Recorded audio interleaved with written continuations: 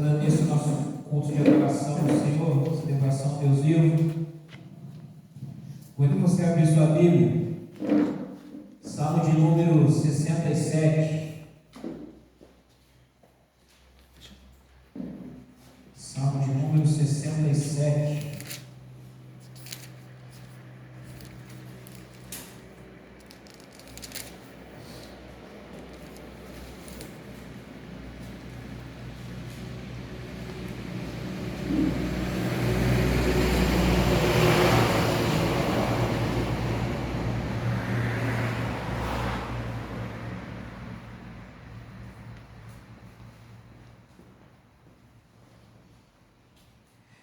Diz a palavra do Senhor: seja Deus gracioso para conosco e nos abençoe, e faça resplandecer sobre nós o seu rosto, para que se conheça na terra o seu caminho, e em todas as nações a tua salvação.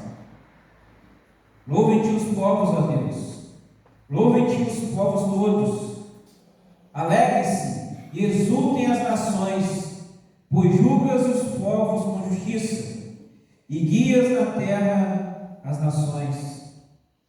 Louvem-te os povos, ó Deus, louvem-te os povos todos.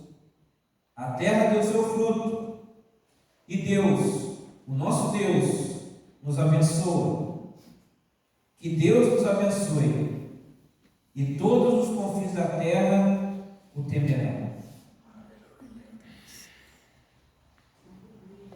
Estamos reunidos mais uma vez no nome do Senhor. Nós estamos reunidos mais uma vez para bendizer o nome do Senhor. Todas as vezes que nós adentramos ao templo, quando nós estamos em comunhão como igreja, o nosso único objetivo é bendizer o nome dele, é agradar ao Senhor, é cultuar ao nosso Deus. O salmista, esse Salmo 67, ele faz um convite para que todos os povos louvem esse Deus poderoso. Ele faz um convite para que todos os povos se alegrem nesse Deus poderoso. E depois ele faz uma petição para esse Deus poderoso, uma petição para esse Deus que ouve a oração, uma petição para esse Deus que ouve e responde a oração. Ele clama para que Deus nos abençoe. Ele clama pela bênção do Senhor. O apóstolo Paulo, ele diz que o Senhor, ele já nos abençoou com toda a sorte de bênçãos nas regiões celestiais. Mas essa bênção, ela continua perdurando sobre cada um de nós. E Deus, ele continua derramando a sua bênção sobre cada um de nós, sobre o seu povo, sobre aqueles que buscam os seus caminhos, sobre aqueles que obedecem a sua palavra, sobre aqueles que andam em sintonia, ouvindo a voz do Criador. Um convite para se louvar a Deus. E nessa noite, meu irmão, minha irmã, o seu alvo, o seu foco seja somente o Senhor. O seu alvo, o seu objetivo não fique restrito a petições individuais, mas que você se volte para esse Deus Criador. Volte o seu olhar, volte o seu coração, volte o seu ser para esse Deus poderoso. E é no nome desse Deus poderoso que eu convido você a se prostrar, a fechar seus olhos, a se render aí nessa hora. Nós estamos iniciando esse culto público. Mas a adoração, ela é continuada, ela já vem desde quando você se propôs a estar aqui nesse lugar. Mas as situações fizeram que você tenha pensado por várias coisas. Mas esse é o momento de você pensar somente no Senhor. Aquiete seu coração, acalma sua alma. Fala com o Senhor nessa hora, se apresente a Ele, para que seu culto seja recebido do Senhor com uma alma suave, como oferta de gratidão a Ele, no nome de Jesus.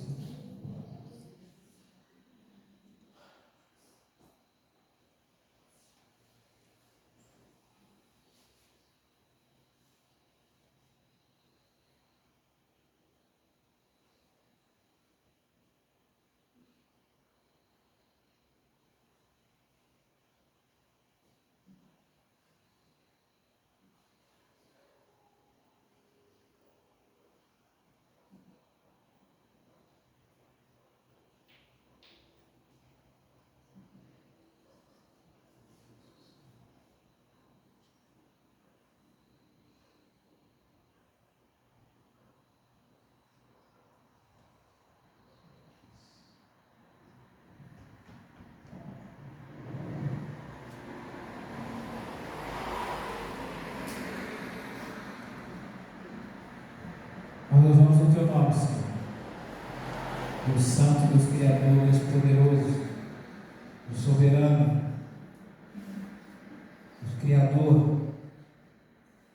Nós louvamos o Teu nome. Porque não há outro Deus como o nosso Deus. Não há outro que nós desejemos. Não há outro que nós nos inspiramos. Nós estamos aqui nessa noite, ó Pai Santo, para, mais uma vez, demonstrarmos a nossa gratidão, demonstrarmos a Deus a nossa submissão, a nossa entrega ao Deus grandioso, ao Deus Criador, ao único Deus verdadeiro. Que nessa noite, Pai Santo, o Senhor receba o nosso clamor, o Senhor receba a nossa oração, o Senhor receba o nosso louvor, a nossa adoração, e que Deus Santo Espírito seja esse a nos escrutinar, seja esse a nos inspirar, seja esse a colocar nas nossas bocas, ó Deus, a mensagem, a adoração, as palavras de exaltação. Todo louvor pertence a Ti, Senhor. Todo louvor pertence a Ti, Senhor. E nós, como igreja, nessa noite, nos colocamos à disposição do Teu agir, nos colocamos à disposição do Seu operar aqui nessa noite. E que o nosso foco seja somente o Senhor. Que não desviemos nem para a esquerda nem para a direita. Nós mantenhamos o nosso olhar somente no Senhor. Porque é do Senhor que vem o nosso socorro. É do Senhor que vem as palavras de vida eterna. Nós oramos a Ti nessa noite, Pai Santo, certo que o Senhor nos ouve, que o Senhor é aquele que é capaz de fazer infinitamente mais daquilo que pedimos, pensamos ou imaginamos. Nós oramos ao Pai, em nome de Jesus. Amém? Louvado seja o Senhor.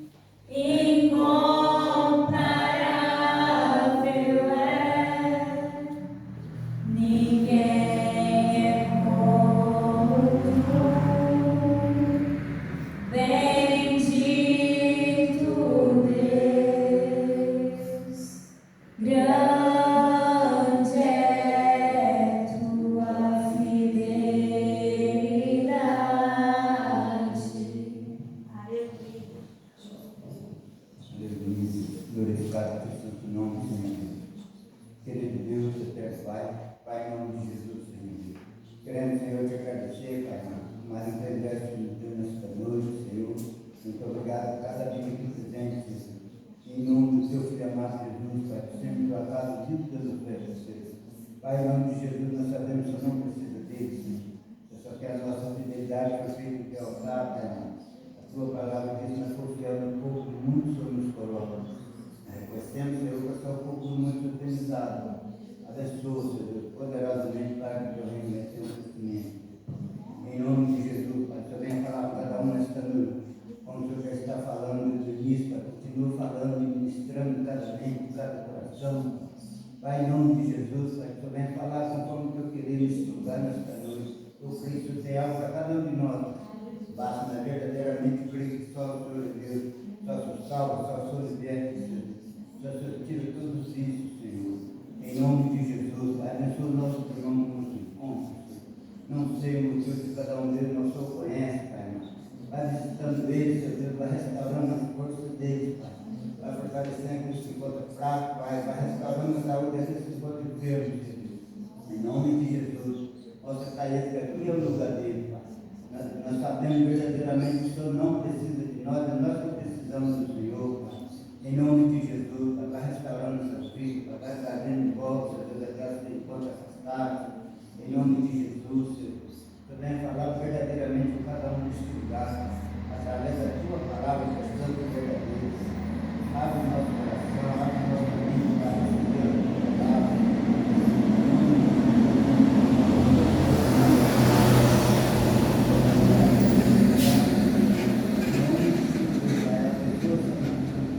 Pai, em nome de Jesus, das demais nações, todas elas precisam. Em nome de Jesus, toda honra, toda glória, pertence ao teu santo nome, Senhor. Pai, também fazer o teu melhor destino, Pai. Entrego tudo em tuas mãos nesta noite. Eu faço que o teu santo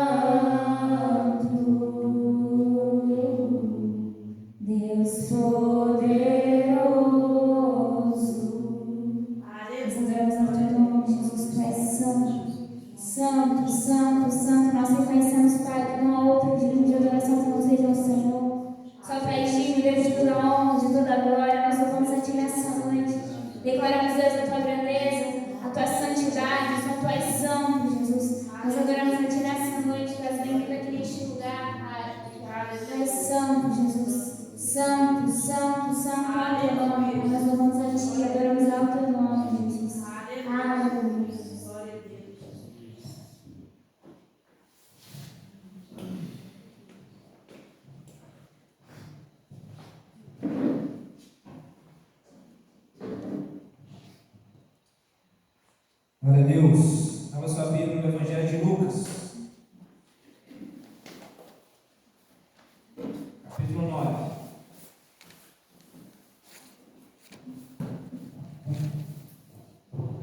Lucas, capítulo 9.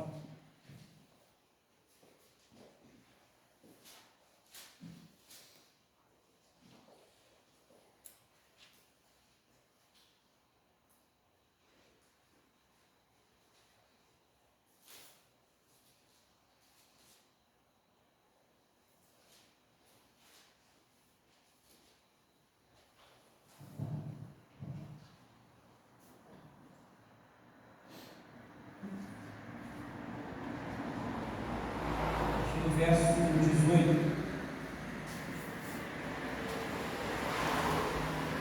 Lucas 9, a partir do 18.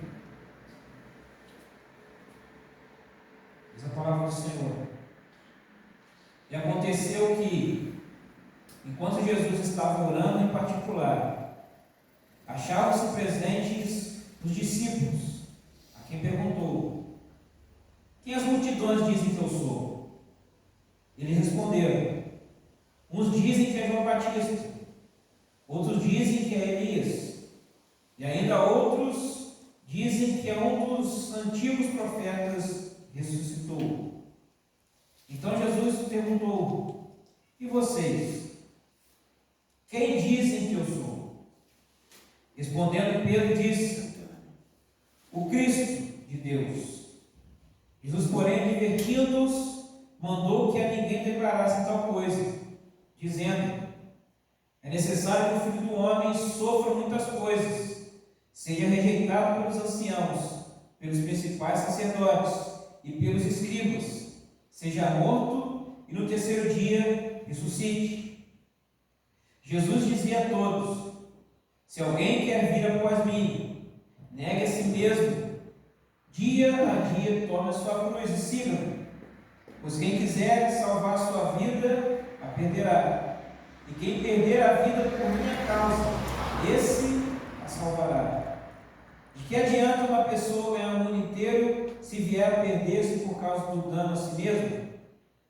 Pois quem se envergonhar de mim e das minhas palavras, dele se envergonhará o Filho do Homem, quando vier na sua glória e na glória do Pai e dos santos anjos.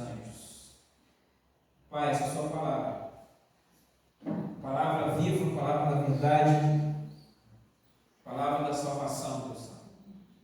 Em nome de Jesus, essa palavra encontre morada dentro de nós.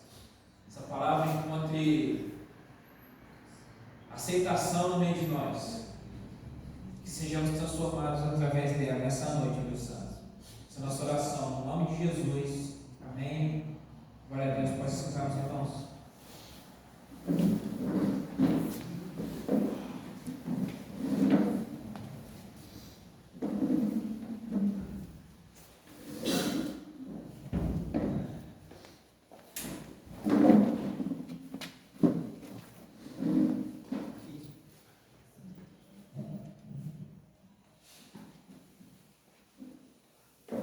Jesus, a palavra diz que Jesus ele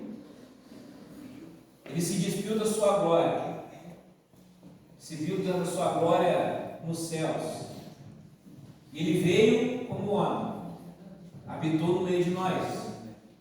E dentro da nossa doutrina cristã, nós vemos Jesus como 100% homem. Mas Jesus não abandonou sua natureza divina. Jesus permaneceu sendo quem ele era sempre, Deus. Por isso que nós dizemos que Jesus era 100% homem e 100% Deus, porque ele estava aqui nessa terra como homem, mas a sua natureza divina, ela nunca foi abandonada. A palavra diz que Jesus se despiu da sua glória, não no sentido dele deixar de ser Deus, mas no sentido de abandonar a sua honra, abandonar ali a sua majestade e vir como servo.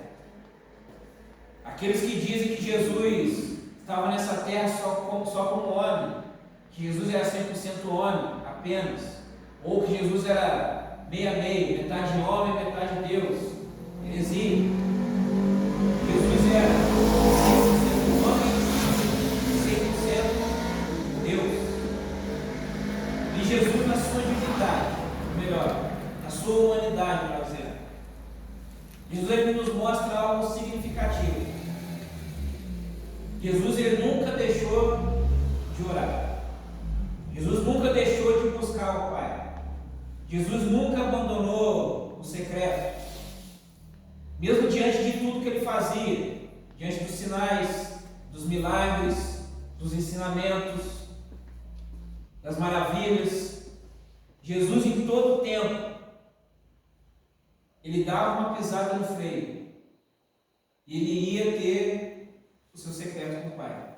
Ele ia ter o seu momento de oração, a sua comunhão com o Pai. E nesse texto que a gente começou a ler, no verso 18, fala justamente isso. Que Jesus ele estava orando em particular. Jesus ali está dando um sinal para nós. Todo o ativismo, tudo aquilo que nós fazemos para Deus, tudo aquilo que nós fazemos no nosso dia a dia, nada disso é mais importante do que nós pararmos tudo e irmos ter o encontro com o nosso Deus, irmos ter o nosso secreto. Se até Jesus fazia isso, que dirá nós mesmos? Se até Jesus tinha a necessidade de ir, vamos dizer assim, ter o briefing com o Pai, muito mais nós. Só que ali a palavra diz que Jesus ele foi para esse particular com Deus e os seus discípulos estavam presentes. Os seus discípulos estavam vendo o que Jesus estava fazendo. Era Jesus dando o exemplo, era Jesus mostrando o que eles deveriam fazer. E depois desse momento de oração, Jesus vai lá e pergunta aos discípulos: e aí? Eu estou aqui orando, essa multidão está me acompanhando. Enquanto eu estava fora, vocês andaram no meio deles. O que a multidão está falando sobre mim? O que a multidão está dizendo aí sobre mim? Quem eles estão falando que eu sou? E a palavra diz que os discípulos respondem ao Senhor Jesus: olha, uns estão dizendo aí que o Senhor é João Batista, outros estão falando que eu sou Elias, outros estão falando aí que o Senhor é um dos profetas que ressuscitou. E quando a gente faz essa pergunta no tempo de hoje, se você for nas ruas e perguntar para as pessoas quem é Jesus, você vai ouvir respostas como essa daquele povo naquele tempo. Você perguntar para as pessoas do mundo aí quem é Jesus, muitos vão dizer: Jesus foi um homem, um bom homem, um exemplo a ser seguido. Outros vão dizer: Jesus é um anjo. Deixa aí o testemunho de Jeová, eles dizem que, Jeová não, os adventistas. Os adventistas dizem que Jesus era o arcanjo Miguel. Outros vão dizer que Jesus foi um grande profeta. Os próprios muçulmanos dizem que Jesus foi um profeta. Outros vão dizer que Jesus foi um ser iluminado, uma pessoa que atingiu o nirvana, assim como o Buda atingiu. Cada pessoa vai ter a sua definição. Cada pessoa no mundo vai ter o seu conceito sobre Jesus. Mas é interessante que Jesus pergunta aos discípulos o que a multidão falava sobre ele. O que a multidão achava que ele era. A multidão não tem aliança. As pessoas que nós vamos perguntar no mundo acerca de quem é Jesus são pessoas que não têm aliança, não têm experiência. Por isso eles vão dizer respostas mil.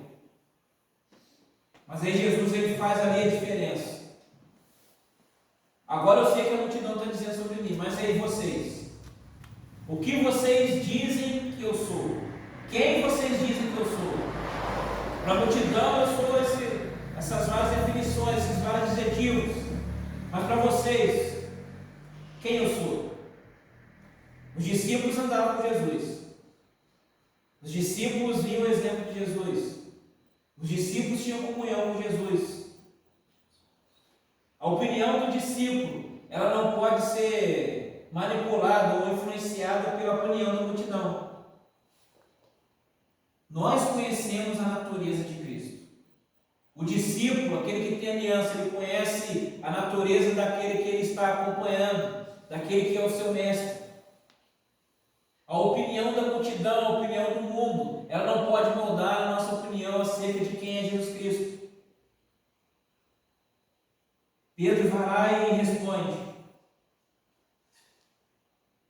o Cristo de Deus. Em outros evangelhos diz: tu és o Cristo, o Filho do Deus vivo. Os discípulos sabem exatamente quem é Jesus. Jesus não era um profeta. Jesus não é um ser iluminado. Jesus não é um homem que atingiu o nirvana. Jesus não é o arcanjo Miguel. Jesus é o Filho de Deus. Jesus é o Cristo, o Messias, o ungido, o esperado, o Redentor da humanidade. Esse é Jesus, Cristo, o Filho de Deus. O discípulo não pode ter dúvida. O crente em Jesus não pode ter dúvidas. À medida que o mundo fala diversas coisas sobre Jesus, diversos conceitos, as opiniões do mundo, as opiniões dos inteligentinhos, dos entre aspas sábios desse mundo, elas não podem mudar aquilo que nós sabemos acerca de Jesus Cristo. Se no mundo eles vão dizer que Jesus é tal coisa, isso não pode gerar dúvida ou eu titubear a minha opinião, porque eu ando com Ele, eu caminho com Ele, eu sei verdadeiramente quem é Jesus. E Pedro dá essa resposta. E aqui nesse texto que nós lemos, Jesus ele fala assim: olha, não conta para ninguém isso ainda. Vocês tiveram a revelação. Outras pessoas também vão ter essa revelação. Mas é necessário que tenha um propósito. É necessário que algo aconteça. É necessário que o Filho do Homem, o Cristo, ele sofra muitas coisas. Aqui Jesus está dizendo acerca do seu sacrifício, acerca da sua perseguição, acerca da sua morte na cruz do Calvário. É necessário que ele seja rejeitado pelos anciãos, pelos principais sacerdotes e pelos escribas, toda a autoridade eclesiástica, todos aqueles que davam legalidade à religião, todos aqueles que eram ali os formadores de opinião, que ele seja morto e no terceiro dia ressuscite.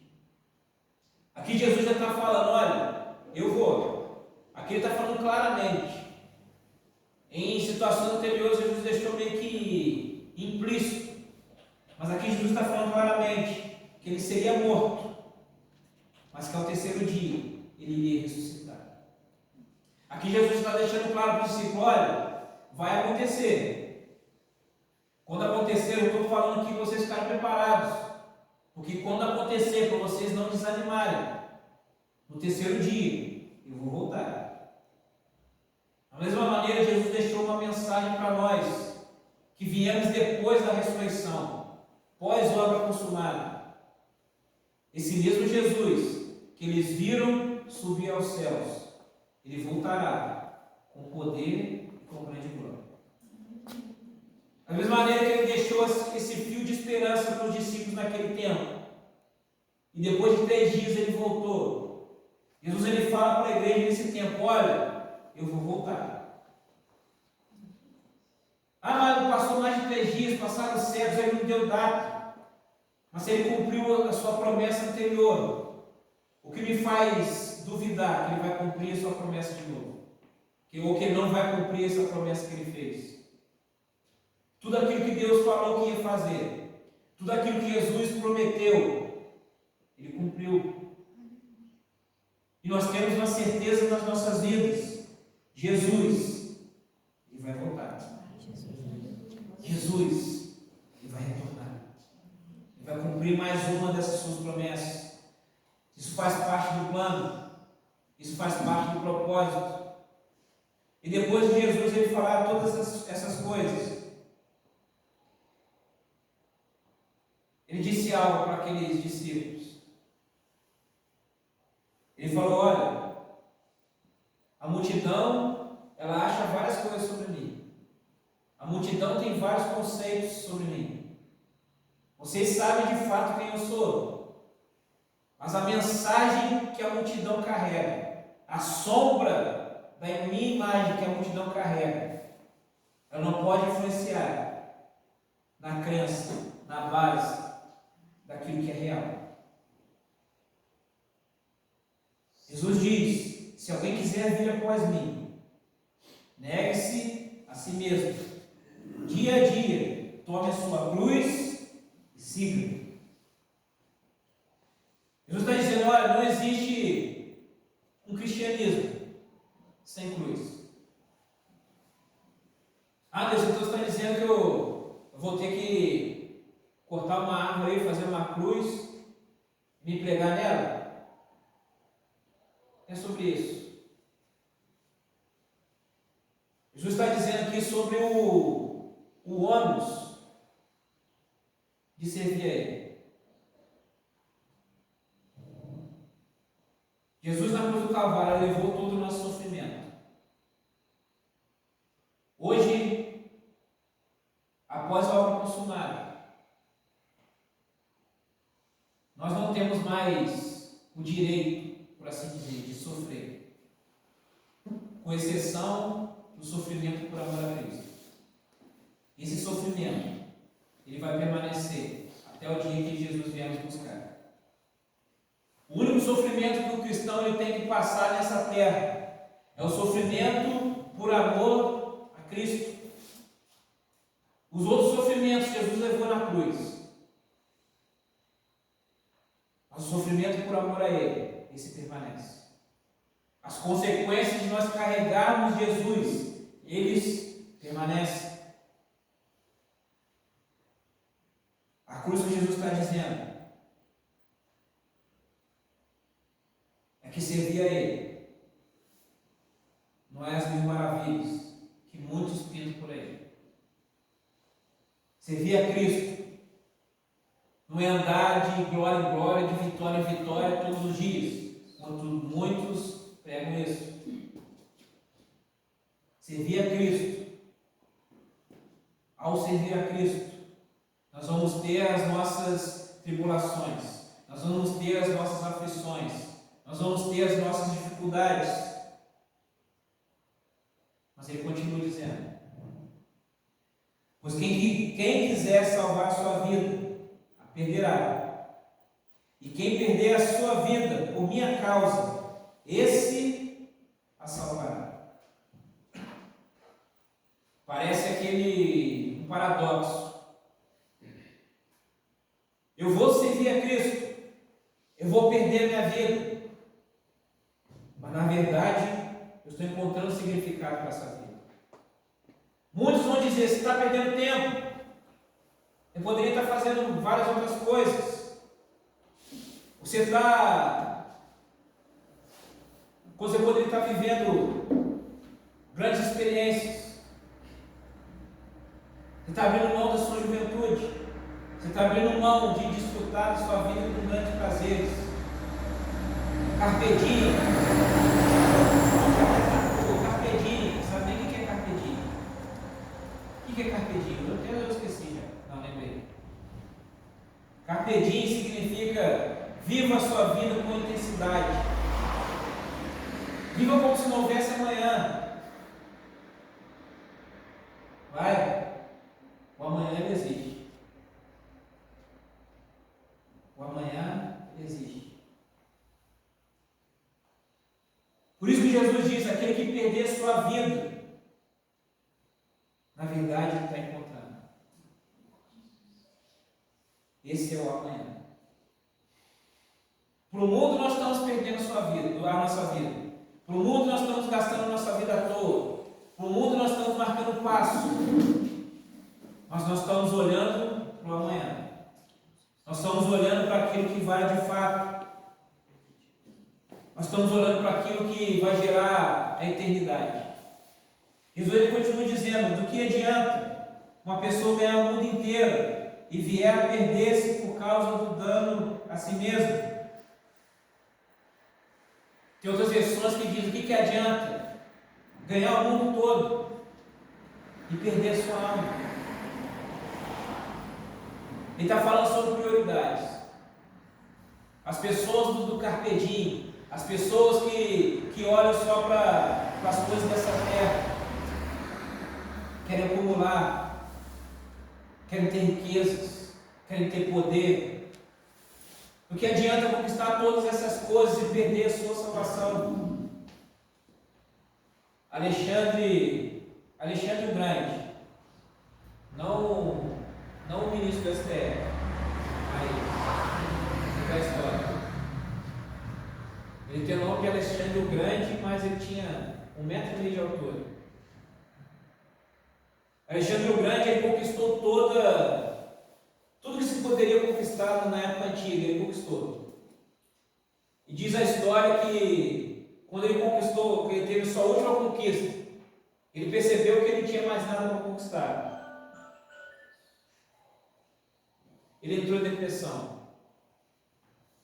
Porque ele perdeu o significado da vida, perdeu o sentido da vida. A vida toda dele foi, eu vou conquistar, eu vou dominar, eu vou expandir aqui a cultura grega, o helenismo. Mas na hora que eu conquistei o último pedacinho de terra que eu tive que conquistar, não tem mais significado, não tem mais razão de viver. Diz a história que ele entrou em profunda depressão. O que adianta conquistar riquezas? O que adianta conquistar o mundo todo? Se aquilo que de fato traz significado para nós ainda não encontramos. É por isso que a multidão não deu a resposta que Pedro deu. É por isso que a multidão fica batendo cabeça. É por isso que a multidão quer fazer um Jesus da maneira que lhe apraz. Mas Jesus ele não é um personagem de jogo que você monta lá a skin que você quer dele. Eu gosto de Jesus com essa roupa, de Jesus com esse cabelo, de Jesus com esse tênis, de Jesus com esse poder, de Jesus que fale tal coisa. Não. Jesus ele é o mesmo, desde a eternidade.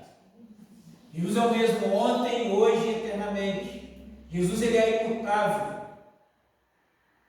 Não somos nós que moldamos Jesus a nossa maneira de ser. Somos nós que nos adequamos da maneira que Jesus é.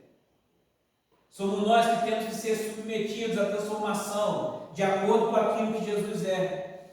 E não transformarmos Jesus por conveniência pessoal. É por isso que a multidão tem dificuldade em reconhecer a Cristo Jesus da maneira que Ele é. Porque nós queremos pintar um Deus à nossa conveniência. Nós queremos pintar um Deus que vai ser o nosso servo, não o contrário. Eu não estou servindo a Deus, estou criando um Deus que vai atender aos meus caprichos. Eu quero um Deus que não vai me exortar no momento que eu estiver andando no caminho torto. Eu quero servir um Deus que não vai me dar obrigações, que não vai me dar serviços, que não vai me dar responsabilidades. Eu sirvo um Deus que eu não quero ter um compromisso profundo com Ele. Porque eu não quero, entre aspas, ter problemas. Ou porque não, eu sei que é a responsabilidade que é servir a Deus, ter uma responsabilidade. Então, para eu não fazer nada de errado, por conta do temor que eu tenho, eu não faço nada. Deus não te chamou para isso, meu irmão, minha irmã. Deus não nos chamou para isso. Apesar de nós sabermos quem Ele é, apesar de nós termos todo o temor, apesar de nós sabermos a dimensão e a responsabilidade do que é servir a Deus, do que é exercer um ministério, do que é colocar em prática os dons dos ministérios que Ele depositou para cada um de nós. Nós sabemos de todas essas coisas, mas mesmo assim Deus Ele confia em mim e confia em você. É por isso que Deus Ele espera que nós nos levantemos. Deus Ele espera que você se levante. Deus Ele espera que você se manifeste, porque a criação está esperando a sua manifestação. O mundo está esperando a sua manifestação. De anunciar essa verdade, de falar essa verdade acerca de Cristo, de quem Ele é de fato. E o verso 26, ele diz: pois quem se envergonhar de mim e das minhas palavras, dele se envergonhará o Filho do Homem, quando vier na sua glória, e na glória do Pai e dos santos anjos.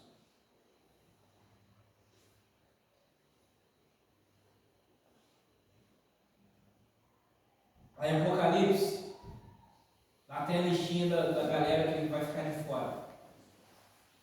E lá fala dos tímidos. Lá fala dos tímidos não entrarão no reino dos céus. Só que essa timidez não tem a ver com personalidade. Você pode ser uma pessoa tímida. Não é por isso que você não vai para o céu. Não é o pessoal que só quem é para frente que vai para o céu. Quem é tímido vai. Não é isso. Ele está dizendo no sentido de reconhecimento. De reconhecer em público quem é Jesus Cristo. De demonstrar em público acerca da sua fé. De não se envergonhar, de bater no peito e falar: eu sou cristão, eu sirvo ao Senhor.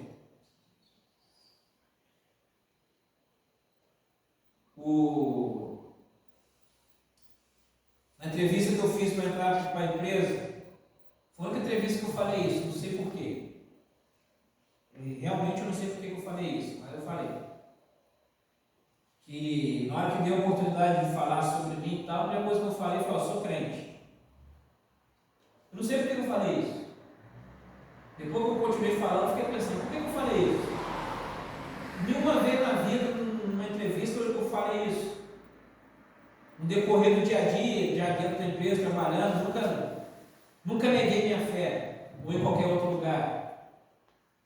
Mas depois eu fiquei pensando o porquê de eu falar isso de cara. A primeira coisa que eu falei: eu sou crente. Eu fiquei meio que me questionando por isso, mas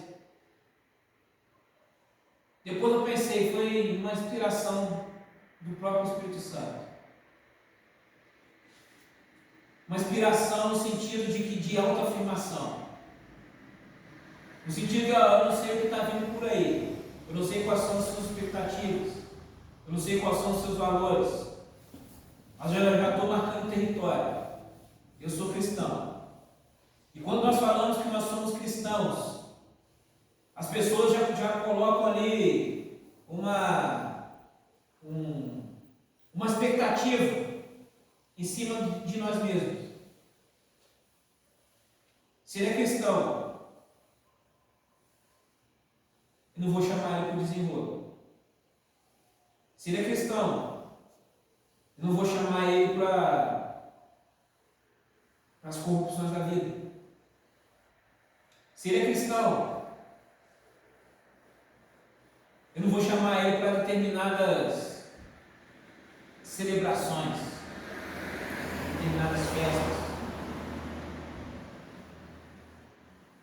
Quando eu estava na JCL, quando me jogaram na função lá de cuidar da parte de exportação, importação e exportação, a maioria do volume era no Porto do Rio.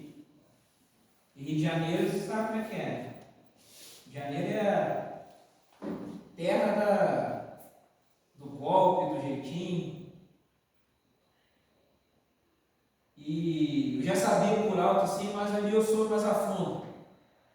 Que no Porto do Rio, tudo era na base da propina. Tudo, literalmente tudo. Tudo era na base da propina. E eles me contaram um dia que tinha uma galera que estava atrapalhando o esquema.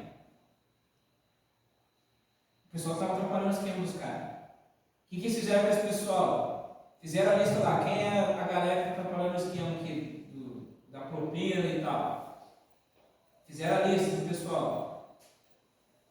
Aí eles viram que essa galera aí, todo mundo era crente. Eles pensaram, não, a gente também não pode arrumar um jeito de mandar esses caras embora. Esses caras fazem um bom serviço. Mas eles estão atrapalhando o nosso esquema. O que a gente faz? Eles pegaram toda essa galera e botaram eles para tirar serviço no mesmo dia. Quando o pessoal sabia, esse é o dia dos crentes. Então, no dia dos crentes, não adianta oferecer nada, porque os crentes eles não recebem propina. Não adianta eu vir com documentação faltando, com coisa vencida e tal, e tentar chamar na conversa, porque o crente ele não vai cair nessa lábia, o crente não vai aceitar. Os crentes eles vão andar, ele tem que andar com tudo certo. E tinha relatos de motoristas que chegavam lá no porto, lá, todo errado. E quando eles viram que era o dia dos crentes, já sabiam, quando vai ter desenrolo. Vou ter que ficar aqui, esperar amanhã, que vai mudar a guarnição, porque amanhã os crentes não estão aí. Então vai ter desenrolo. Então eu posso jogar propina. Eles já esperam algo de nós. O pastor Ariel, nosso grande pastor Ariel, ele conta que quando ele era criança, adolescente, ele foi trabalhar na venda. E o dono da venda gostava de dar golpe nos outros. O dono da venda, a pessoa chegava lá, pô, eu quero aí 3 quilos de feijão. E junto com o feijão ia a pedra, ia pedaço de madeira, ia milho. E o pastor Eliel, ele conta que quando ele viu aquilo lá, a prática do dono da venda, dos funcionários que faziam o que o dono da venda mandava, ele falou, não, isso aí eu não vou fazer. Não, mas você tem que fazer isso que ele faz. Não, eu não vou fazer. Se ele vier para comprar 3 quilos de feijão, ele vai levar 3 quilos de feijão. Não vai levar pedra, não vai levar madeira, não vai levar milho. Se ele vier aqui querendo meio quilo de fubá, vai meio quilo de fubá. No meio não vou botar açúcar no meio do fubá. E aquilo gerou, no primeiro momento, meio que uma raiva no dono da venda. Porque o menino Ariel era honesto. Só que chegou um momento que o dono lá da venda ele ficou doente. Ele precisou ficar alguns dias sem ir para a venda, por conta da doença dele. Mas a venda não podia fechar. Alguém tinha que tomar conta da venda. E quem foi a pessoa que ele colocou para cuidar da venda? O funcionário antigo? Os demais? Não. Porque ele sabia que os demais iam arrumar um jeito de passar para trás. Botou o mais novo, o adolescente, para cuidar da venda. Porque sabia que ele era honesto. Ele não ia roubar nada da venda, ele não ia roubar dinheiro, não ia passar ninguém para trás.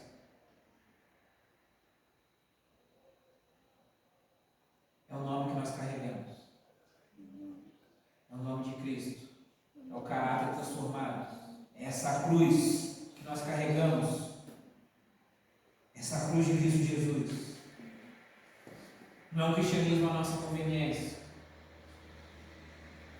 Não é um cristianismo self-service, como eu sempre digo, onde eu escolho aquilo que me interessa, mas é um pacote completo, onde eu recebo as bênçãos da cruz, os direitos da obra consumada, mas eu também caminho de acordo com as leis, de acordo com aquilo que estabeleceu como princípios.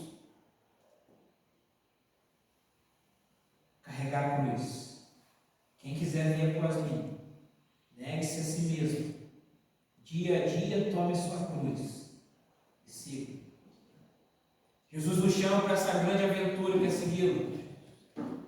Jesus nos chama para esse grande desafio que é segui-lo. E Jesus, ele não conta a história da carochinha. Jesus não engana ninguém. Jesus já chega e diz: vai ter problema, vai ter dificuldade, vai ter aflição, vai sofrer perseguição, mas no final ele vai a pena. No final nós vamos ser honrados. No final nós vamos ouvir da boca do próprio Deus: servo bom e fiel, entra para o gozo do seu Senhor. No último dia ele não vai se envergonhar, porque nós carregamos esse Cristo, nosso Cristo, porque nós carregamos essa cruz, que nós, mesmo diante das chacotas, mesmo diante das humilhações, das piadas, nós não retrocedemos, nós continuamos avançando, nós continuamos declarando, nós continuamos vivendo.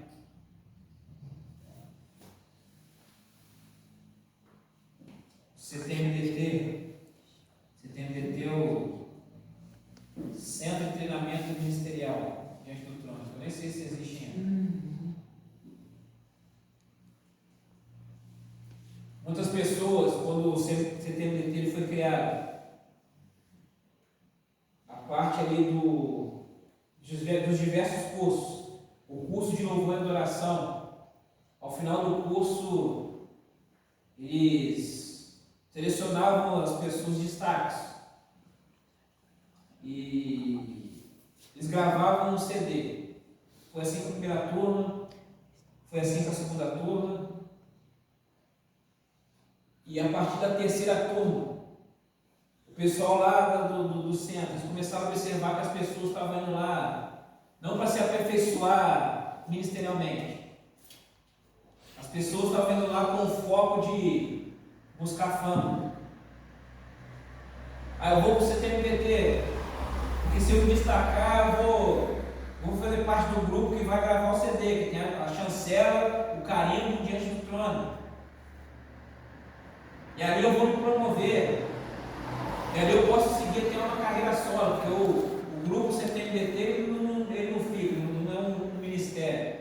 É aquela turma que se formou, gravou o CD e tal, depois cada um segue sua vida. Aconteceu, se não me engano, foram 3 da segunda turma, que depois eles foram integrados no Diante do Trono. O Zé Salazar, a Ana Nóbrega, uma outra menina lá, que eu esqueci o nome dela, uma lourinha lá. E depois eles foram para o Diante do Trono. E as pessoas começaram a almejar o curso por fama. E ali eles cortaram. Agora não vai ter uma gravação de CD. Agora quem quiser vir para cá, é porque ele tem no coração o desejo de se aperfeiçoar ministerialmente. O desejo de tomar a cruz de Cristo e seguir. E a galera ia lá achando que era molezinha. Não, aqui eu vou sentar aqui, eu vou ser ministrado e vai ser lindo, só Jujuba, Baramacinha, se anda na praia. E eles eram desafiados dentro do curso. Eles tinham atividades para cumprir. Eles tinham missões a cumprir. Eles não contavam ali com a... Eles achavam, não, quando eles mandar a gente fazer, a igreja vai apoiar, a igreja não apoiar por nada. Você se vira, legal. Você veio para cá para você se aperfeiçoar no ministério. Dá seus pulos. Você não veio para ser um membro da igreja batista Lagoinha. Você não veio para ser alguém que o diante do trono vai te carregar no colinho. Você veio para se aperfeiçoar. Você veio para dar seu jeito. Você vai dar seu jeito.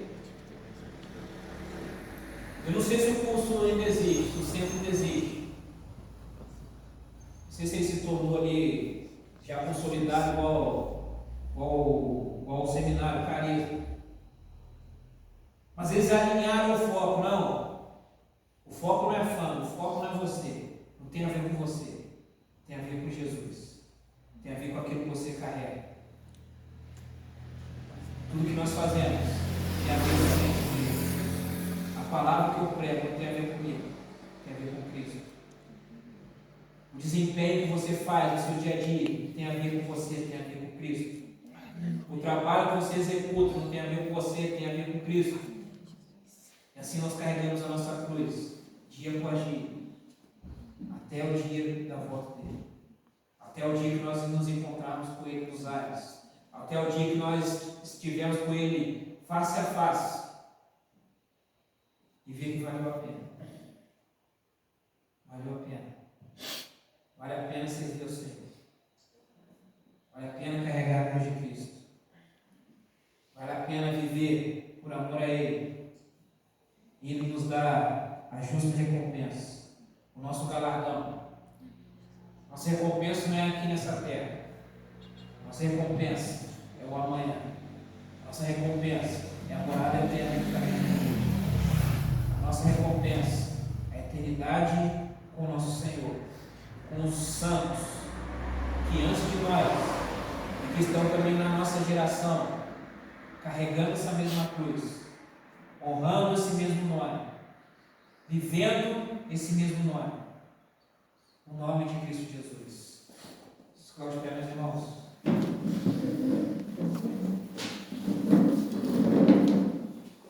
Aquele relógio aqui ela vai induzir não uso.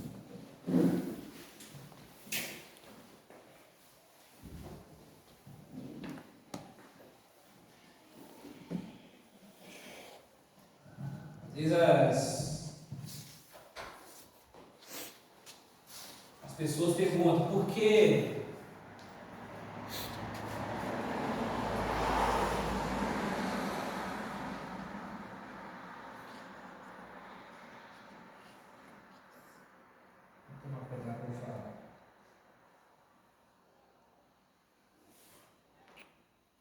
gerar interpretação dúbia. Algumas pessoas me perguntam, mas por que tão longe? Não é mais fácil servir a Deus aqui, mais perto? Olha agora, menos 15 graus fazendo. Eu estou de boa aqui. Nada me abala. Mas não é mais fácil para um lugar onde tem aquecedor? Vem para cá, pô. Aqui tem aquecedor. Aqui. Que a gente pega em casa e te leva de volta para casa.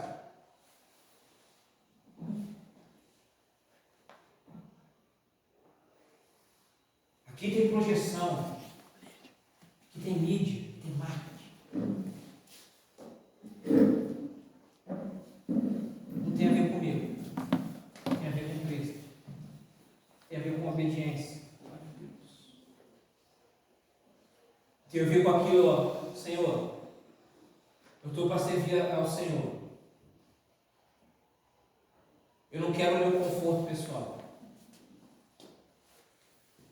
Muitas pessoas escolhem servir a Deus no local onde é o seu conforto pessoal.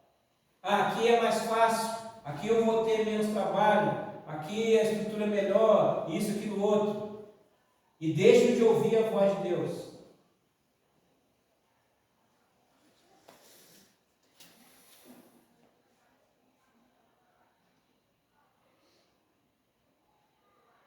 Nós caminhamos em obediência a Ele.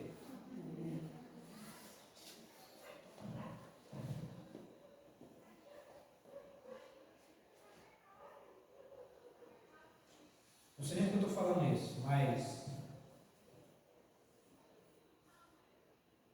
vão chegar propostas de mudanças. Mudanças essas que não têm a ver com melhorias, por assim dizer. Mas vão mexer no ego e no conforto. Caminhe em obediência ao Senhor. Ouça a voz do Senhor.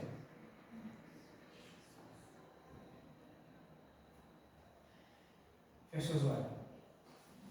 Vou falar mais vem de mim. Deus Santo, nós estamos aqui nessa noite para ouvir a sua voz, para sermos instruídos, direcionados e guiados. Estamos aqui nessa noite para prestarmos nossa adoração. Nós te louvamos por essa palavra ministrada. Nós te louvamos porque o Senhor nos chama para vivermos uma aventura juntamente com o Senhor. Para vivermos um tempo, Senhor, onde nós não queremos viver um cristianismo água com açúcar. Não queremos viver um cristianismo raso, superficial. Nós queremos ser intensos. Nós queremos ter profundidade. Nós queremos ter firmeza. Nós não nos voltamos ao Pai Santo.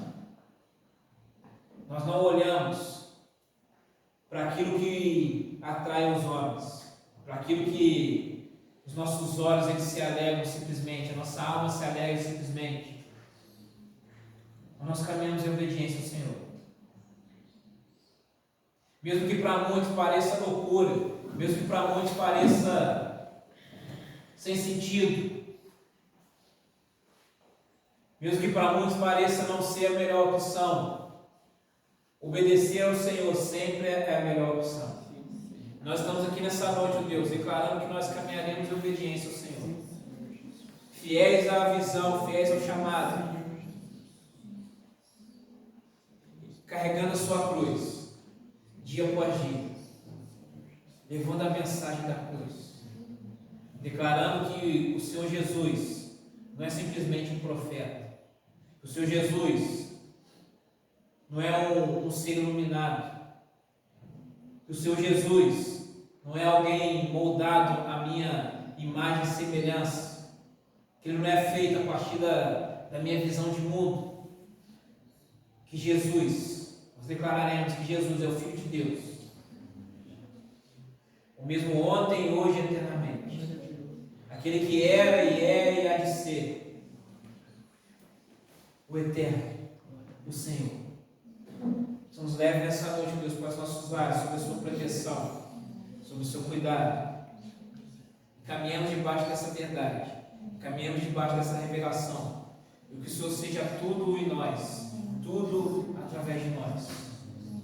Que nós saímos aqui nessa noite abençoados pelo Senhor, sob a sua boa mão, e retornemos na próxima quinta-feira, exaltando a esse Deus eterno, esse Deus que vive, ao Deus grandioso. Nós oramos nessa noite ao Pai Santo, no nome de Jesus, aquele que vive, reina para tudo sempre. Amém. Louvado seja Deus. Te abençoe, meu irmão, vai na paz de Cristo. Que te abençoe, em nome de Jesus.